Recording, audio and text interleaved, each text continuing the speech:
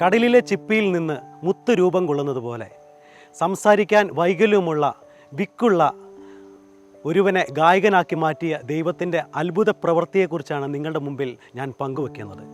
ആ ഗായകൻ മറ്റാരുമല്ല, അത് ഞാൻ തന്നെയാണ്. എൻ്റെ പേര് ജിനു തോമസ്.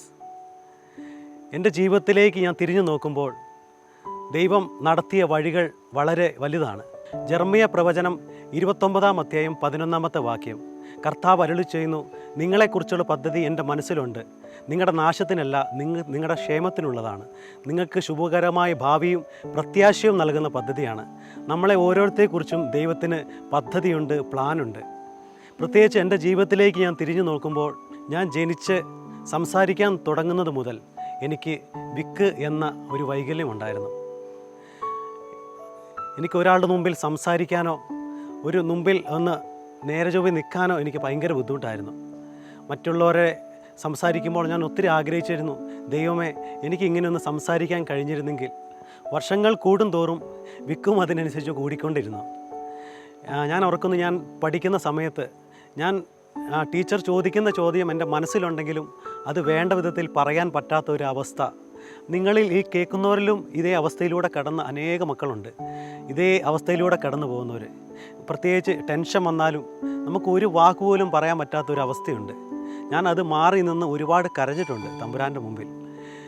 അങ്ങനെ ഇരിക്കുമ്പോഴാണ് ഒരു 10ാം ക്ലാസ് പഠിക്കുന്ന സമയത്ത് നമ്മുടെ ടാലൻറ്റുകളെ, നമ്മുടെ കഴിവുകളെ വർദ്ധിപ്പിക്കുന്ന ഒരു പ്രോഗ്രാം സെഹിയോൻ ധ്യാന കേന്ദ്രത്തിൽ വെച്ച് നടന്നത്. ആ ധ്യാനത്തിൽ പങ്കെടുക്കുവാൻ എനിക്കും ദൈവം കൃപ നൽകി. ആ ധ്യാനത്തിലൂടെ, പ്രത്യേകിച്ച് ആരാധനയുടെ നിമിഷങ്ങളിൽ, ദൈവം ശരിക്കും എൻ്റെ നാവിനെ തൊടുകയായിരുന്നു. ശരിക്കും എന്നെ തന്നെ മാറ്റിമറിക്കുന്ന ഒരു സംഭവമാണ്. ഞാനിവിടെ നിൽക്കുമ്പോൾ, ഞാൻ നിങ്ങളുടെ മുമ്പിൽ നിൽക്കാനുള്ള കാരണം ആ ഒരു സാഹചര്യം തന്നെയാണ്. ഇങ്ങനെ സംസാരിക്കാൻ കഴിയുന്നതും ദൈവം ആ സമയത്ത് എൻ്റെ നാവിനെ തൊട്ടതുകൊണ്ടാണ്. ആ ധ്യാനത്തിൽ വെച്ച് ഞാൻ എൻ്റെ സ്വരത്തെ, എൻ്റെ കഴിവുകളെ എല്ലാം ഞാൻ ദൈവത്തിന് സമർപ്പിച്ചു.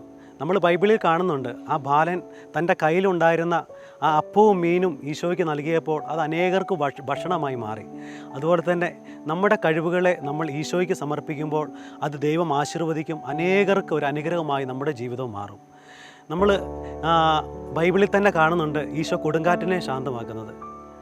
അവർ പോകുന്ന വഞ്ചി കാറ്റും കോളിനാൽ അകപ്പെട്ട് ശിഷ്യന്മാർ നിലവിളിക്കുന്നുണ്ട്, ഗുരു, ഞങ്ങൾ തകരാൻ പോകുന്നു, ഞങ്ങൾ നശിക്കാൻ പോകുന്നു. അവർ മരണത്തിൻ്റെ മുമ്പിൽ നിന്നുകൊണ്ടാണ് ഈശോയെ വിളിക്കുന്നത്. ഈശോ എഴുന്നേറ്റ് ആ കാറ്റിനെയും കടലിനെയും ശാന്തമാക്കി. ഈശോ പറയുന്നു, ശാന്തമാകുക, ഞാൻ ദൈവമാണെന്നറിയുക. നമ്മുടെ ജീവിതത്തിൽ ഒരുപാട് ഇതുപോലത്തെ കടലിൻ്റെതായ അനുഭവങ്ങളുണ്ട്. തിരകൾ ആഞ്ഞടിക്കും, നമ്മൾ തകർന്നു പോകാവുന്ന വിചാരിക്കുന്ന അനേക നിമിഷങ്ങളുണ്ട്. പക്ഷേ ഈശോ നമ്മുടെ കൂടെ ഉണ്ടെങ്കിൽ നമ്മൾ ഒരിക്കലും തകരുകയില്ല. അതിനൊരു ഉദാഹരണമാണ് നിങ്ങളുടെ മുമ്പിൽ നിൽക്കുന്ന ഞാൻ തന്നെ. ഒരു വിക്കനെ ഗായകനാക്കി മാറ്റിയ ദൈവം നമ്മുടെ കൂടെയുണ്ട്. പ്രതികൂലങ്ങളിൽ അതിജീവിക്കുവാൻ ദൈവം നമുക്ക് ശക്തി തരും. അതിനാൽ നമ്മൾ തളർന്നു പോകണ്ട. ദൈവം നമ്മുടെ കൂടെയുണ്ട്. നമ്മൾ അവനെ ഒന്ന് വിളിച്ചാൽ മതി, നമ്മുടെ അരികിൽ വരും. ചെങ്കടൽ 2ആയി വിഭജിച്ച ദൈവം നമ്മുടെ എല്ലാ പ്രതികൂലങ്ങളും ഏറ്റെടുക്കും. ഒരു ദുഃഖവെള്ളിയുടെ അപ്പുറം ഒരു ഉത്ഥാനമുണ്ട്. ദൈവത്തെ സ്നേഹിക്കുന്നവർക്ക്, തൻ്റെ പദ്ധതി അനുസരിച്ച് വിളിക്കപ്പെട്ടവർക്ക് അവിടുന്ന് സകലതും നന്മയ്ക്കായി മാറ്റും. ആമേൻ.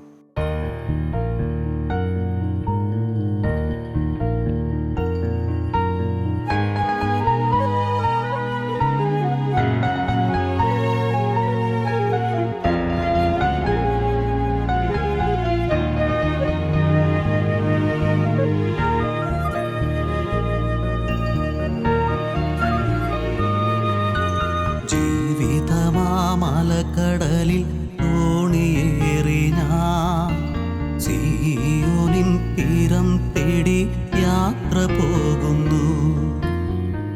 വൻതിര വന്നാലും തുണിയുലഞ്ഞാലും അമരക്കാരനായി എൻ്റെ യേശുവുണ്ടല്ലോ. വൻതിര വന്നാലും തുണിയുലഞ്ഞാലും അമരക്കാരനായി എൻ്റെ യേശുവുണ്ടല്ലോ. ഊരിരുൾ നിറഞ്ഞാലും ഇരമകന്നാലും കരയണച്ചിടാൻ എൻ്റെ യേശുവുണ്ടല്ലോ. ഊരിരുൾ നിറഞ്ഞാലും ഇരമകന്നാലും കരയണ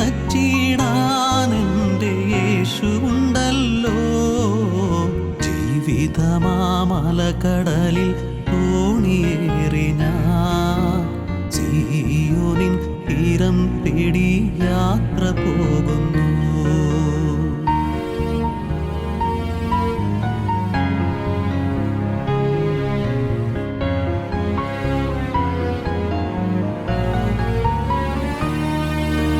ദേശങ്ങളാം തിരകളേറ്റു ഞാൻ വലയുമ്പോൾ, രോഗങ്ങളാം കാറ്റടിച്ചൻ തോണിയുലയുമ്പോൾ, ക്ലേശങ്ങളാം തിരകളേറ്റു ഞാൻ വലയുമ്പോൾ, രോഗങ്ങളാം കാറ്റടിച്ചൻ തോണിയുലയുമ്പോൾ, എൻ വിളി കേട്ടിടും അരികിലണഞ്ഞിടും, എൻ വിളി കേട്ടിടും അരികിലണഞ്ഞിടും, കാറ്റിനെയും തിരകളെയും ശാന്തമാക്കിടും. ജീവിതമാമലകടലിൽ തോണിയേറി ഞാൻ സീയോനിൻ തീരം തേടി യാത്ര പോകുന്നു. വൻതിര വന്നാലും തുണിയുലഞ്ഞാലും അമരക്കാരനായി എൻ്റെ യേശുവുണ്ടല്ലോ. വൻതിര വന്നാലും തുണിയുലഞ്ഞാലും അമരക്കാരനായി എൻ്റെ യേശുവുണ്ടല്ലോ. ഊരിരുൾ നിറഞ്ഞാലും നിരമകന്നാലും കരയണച്ചിടാൻ എൻ്റെ യേശുവുണ്ടല്ലോ. ഊരിരുൾ നിറഞ്ഞാലും നിരമകന്നാലും കരയണച്ചിടാൻ എൻ്റെ യേശുവുണ്ടല്ലോ. ജീവിതമാമലകടലിൽ തോണിയേറി ഞാൻ സീയോനിൻ തീരം തേടി യാത്ര പോകുന്നു.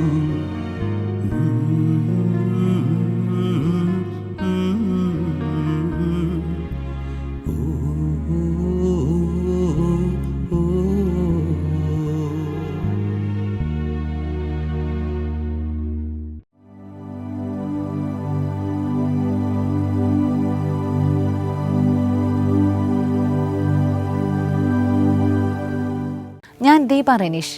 പ്രിയമുള്ളവരെ, നമ്മുടെ എല്ലാവരുടെയും ജീവിതത്തിൽ ഒരുപക്ഷെ ചില നിലയില്ലാ കയത്തിലൂടെ കടന്നുപോയ അനേക സംഭവങ്ങൾ, അല്ലെങ്കിൽ ചില മരണത്തിൻ്റെ നിഴൽ വീണ താഴ്വരയിലൂടെ കടന്നുപോയ അനേക നിമിഷങ്ങൾ നമ്മുടെ എല്ലാവരുടെയും ജീവിതത്തിലുണ്ടാവാം.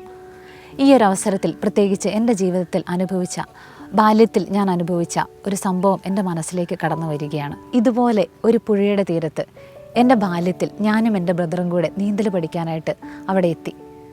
അതിനുശേഷം ഞാൻ ഓർക്കുന്നു, അവൻ്റെ കണ്ണിൽപ്പെടാതെ ആ പുഴയുടെ അഗാധങ്ങളിലേക്ക് ഞാൻ വഴുതി വീഴുകയും അവിടെ നിന്ന് അത്ഭുതകരമായി ദൈവം എന്നെ രക്ഷപ്പെടുത്തിയത് ഇന്നും എൻ്റെ മനസ്സിൽ പച്ചകടാതെ നിൽക്കുന്ന ഒരു ഓർമ്മയാണ്. പ്രിയമുള്ളവരെ, ഇതുപോലെ അനേക സംഭവങ്ങൾ നമ്മുടെ എല്ലാവരുടെയും ജീവിതത്തിൽ അനുഭവിച്ചിട്ടുള്ളവരാകാം.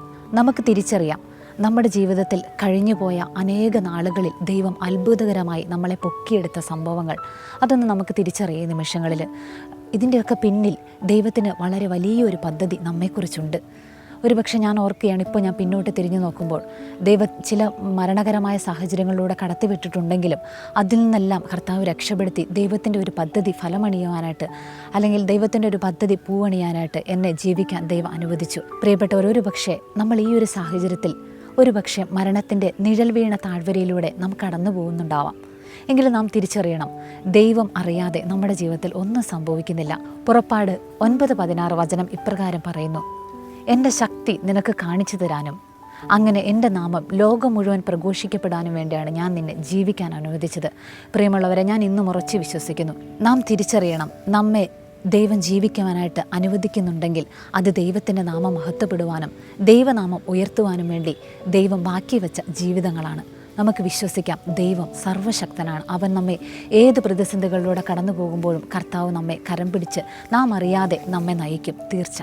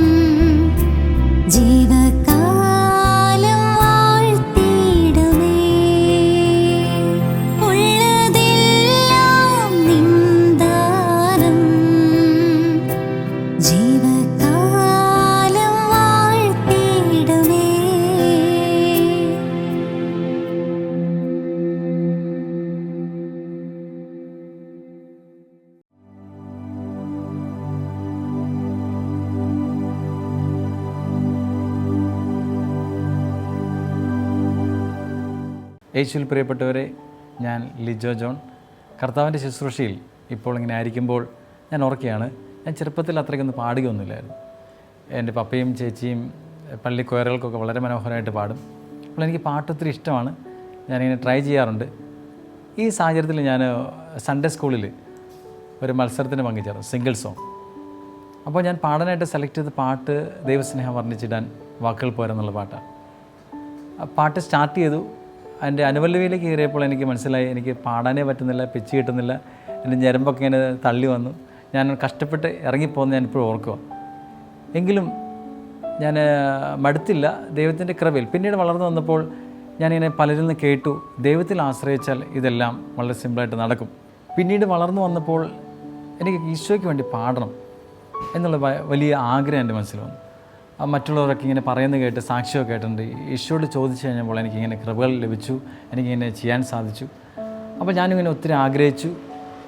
അതിൻ്റെ ഒരു ഫലം, അന്ന് ഞാൻ ആ വേദിയിൽ നിന്നും കഷ്ടപ്പെട്ട് ഇറങ്ങിപ്പോന്നെങ്കിലും ദൈവം എന്നെ തൊട്ട് ഈശോയുടെ ശുശ്രൂഷയ്ക്ക് വേണ്ടി എന്നെ നിയോഗിച്ചു. അനേകം ഗാനശുശ്രൂഷ വേദികളിൽ കർത്താവ് എന്നെ ഉപയോഗിച്ചു.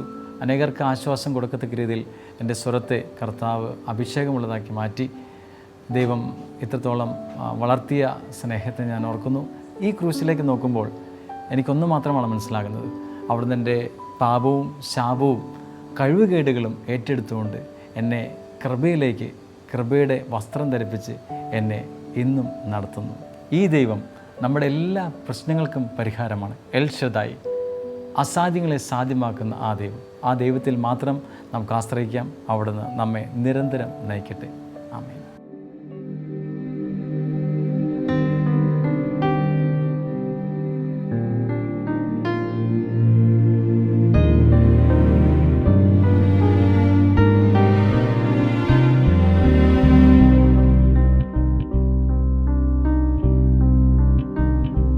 ഞങ്ങൾ ഇതുവരെ നീ മാത്രം എൻ ദൈവമേ,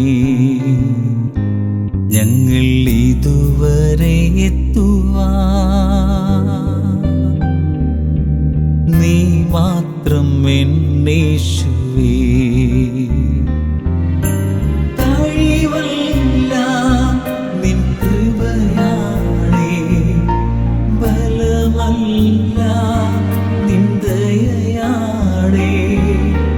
കഴിവല്ല നിൻ കൃപയാണേ, ബലമല്ല നിൻ ദയയാണേ. ഞങ്ങൾ ഇതുവരെ നീ മാത്രം എൻ ദൈവമേ, ഞങ്ങൾ ഇതുവരെ നീ മാത്രം എൻ യേശുവേ.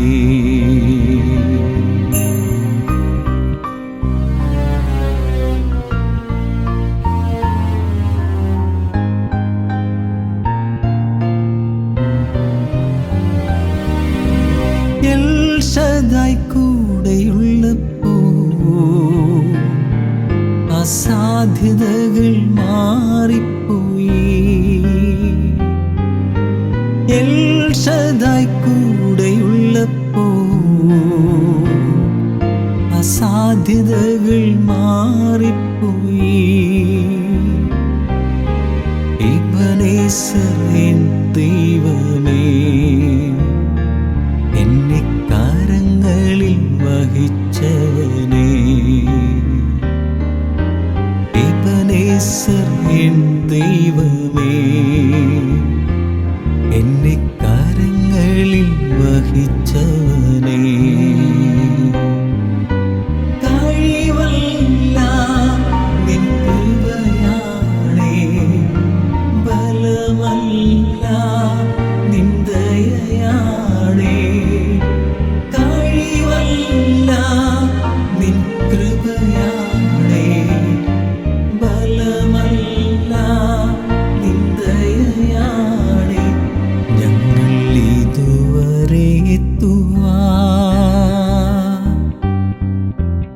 നീ മാത്രം എൻ ദൈവമേ, ഞങ്ങൾ ഇതുവരെ എത്തുവാൻ നീ മാത്രം എന്നേശുവേ.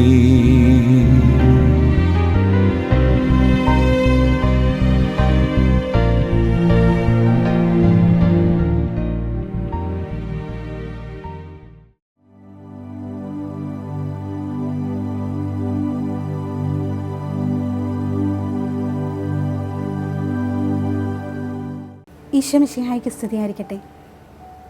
ദൈവം നമുക്കെല്ലാം വളരെയേറെ താലന്തുകൾ നൽകിയിട്ടുണ്ടല്ലേ.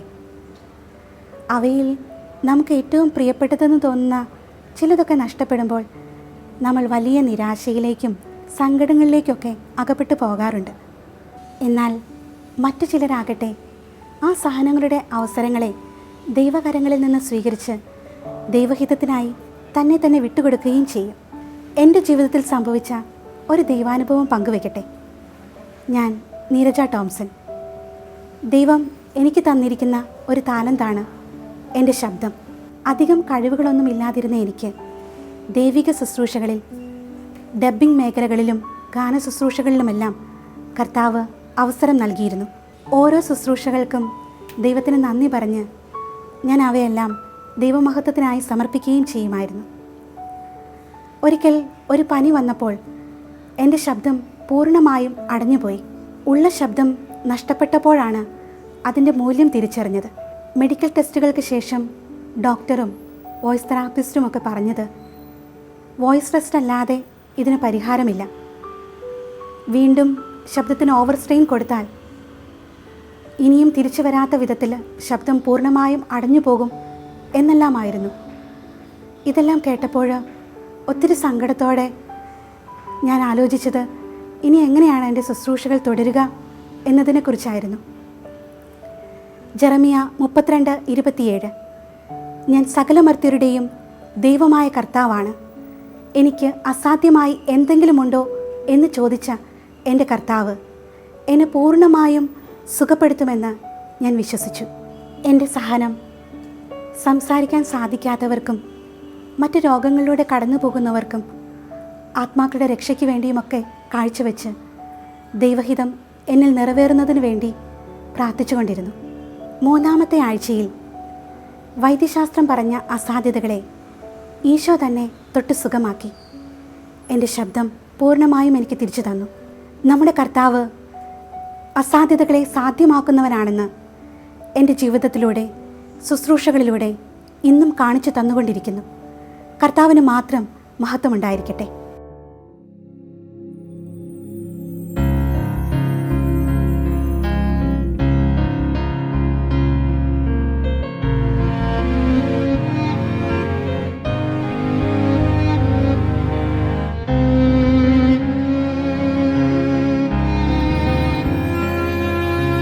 കരുതുന്നവൻ ഞാനല്ലയോ, കലങ്ങുന്നതെന്തിനു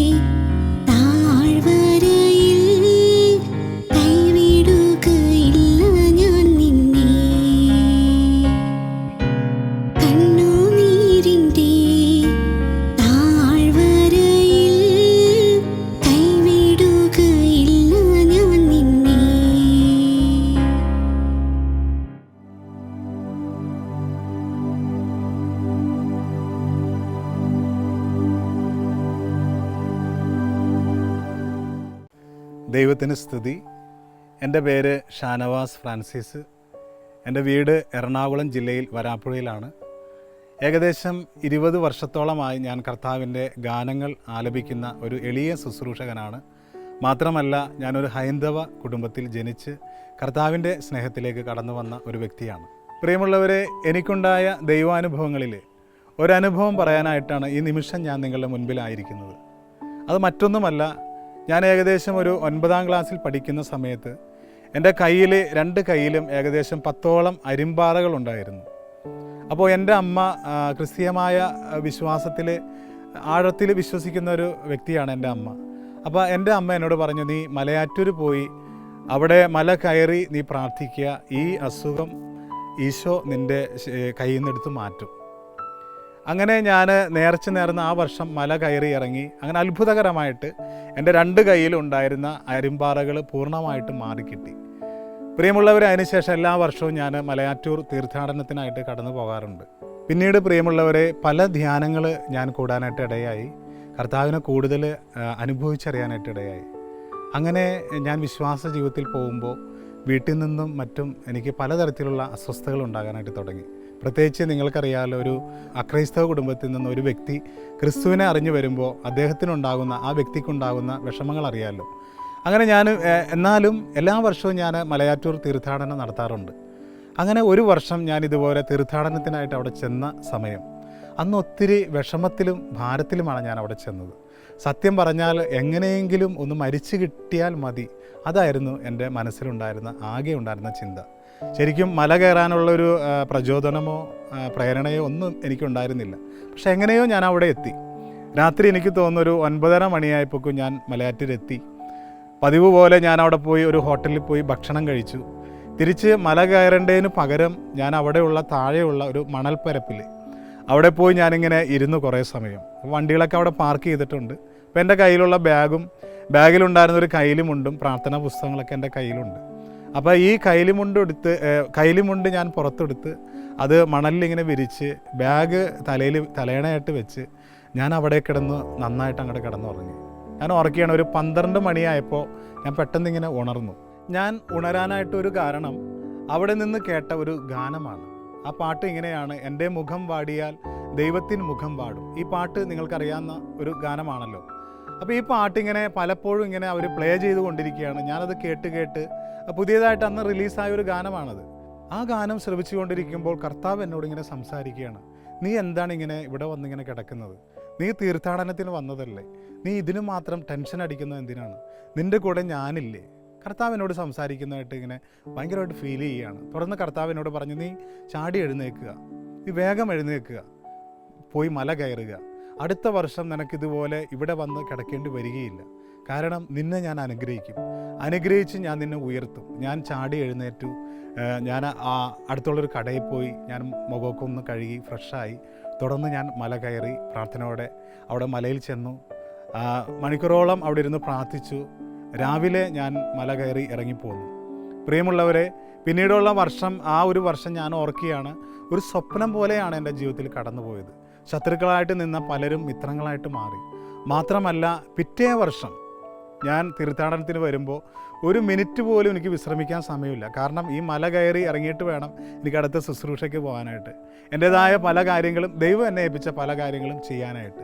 പ്രിയമുള്ളവരെ, അങ്ങനെ എൻ്റെ ജീവിതം അതിനുശേഷം ആ ഒരു ആത്മഹത്യ ചിന്തയും അതുപോലെ ടെൻഷനും ഭാരവും എല്ലാം കർത്താവ് എൻ്റെ ജീവിതത്തിൽ നിന്ന് എടുത്തു മാറ്റി. യോഹന്നാൻ്റെ സുവിശേഷം 14:1 നാം ഇങ്ങനെ വായിക്കുന്നുണ്ടല്ലോ: നിങ്ങളുടെ ഹൃദയം അസ്വസ്ഥമാകേണ്ട, ദൈവത്തിൽ വിശ്വസിക്കുവിൻ, എന്നിലും വിശ്വസിക്കുവിൻ. ഈ വചനം നിങ്ങൾ ഹൃദയം കൊണ്ട് അങ്ങോട്ട് സ്വീകരിക്കുക. തീർച്ചയായിട്ടും ദൈവം നമ്മളെ എല്ലാവരെയും അനുഗ്രഹിക്കും. ഒരാൾ പോലും നിരാശപ്പെട്ട് യേശുവിൻ്റെ അടുക്കൽ നിന്ന് മടങ്ങിയതായിട്ട് നമ്മൾ സുവിശേഷത്തിൽ കാണുന്നില്ല. കാരണം വന്നവരെല്ലാം അനുഗ്രഹിക്കപ്പെട്ടു. പ്രിയ സുഹൃത്തുക്കളെ, അതുകൊണ്ട് ഈ ഈസ്റ്ററിൻ്റെ നാളുകളിൽ എന്തുമാത്രം ദുഃഖത്തിലാണ്, വിഷമത്തിലാണ് നിങ്ങൾ കഴിയുന്നതെങ്കിലും കർത്താവിനെ നിങ്ങൾ മുറുകെ പിടിക്കണം. ദൈവം എല്ലാവരെയും സമൃദ്ധമായിട്ട് അനുഗ്രഹിക്കട്ടെ.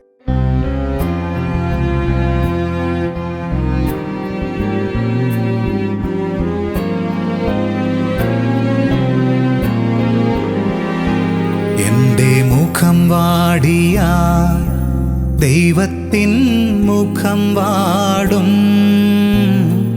എൻ മിഴികൾ ഈറനണിഞ്ഞ ദൈവത്തിൻ മിഴി നിറയും. എൻ്റെ മുഖം വാടിയ ദൈവത്തിൻ മുഖം വാടും. എൻ മിഴികൾ ഈറനണിഞ്ഞ ദൈവത്തിൻ മിഴി നിറയും.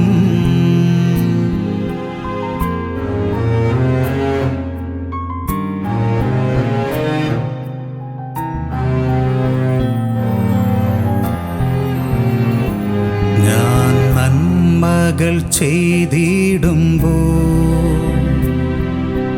ദൈവത്തിൻ മനം തുടിക്കും. ഞാൻ നന്മകൾ ചെയ്തിടുമ്പോൾ ദൈവത്തിൻ മനം തുടിക്കും. അവനെന്നെ തോളിലെടുക്കും. സ്നേഹത്താൽ താലോലിക്കും. ഞാൻ നന്മകൾ ചെയ്തിടുമ്പോൾ ദൈവത്തിൻ മനം തുടിക്കും. അവനെന്നെ തോളിലെടുക്കും. സ്നേഹത്താൽ താലോലിക്കും. എൻ്റെ മുഖം വാടിയ ദൈവത്തിൻ മുഖം വാടും. എൻ മിഴികൾ ഈറനണിഞ്ഞ ദൈവത്തിൻ മിഴി നിറയും.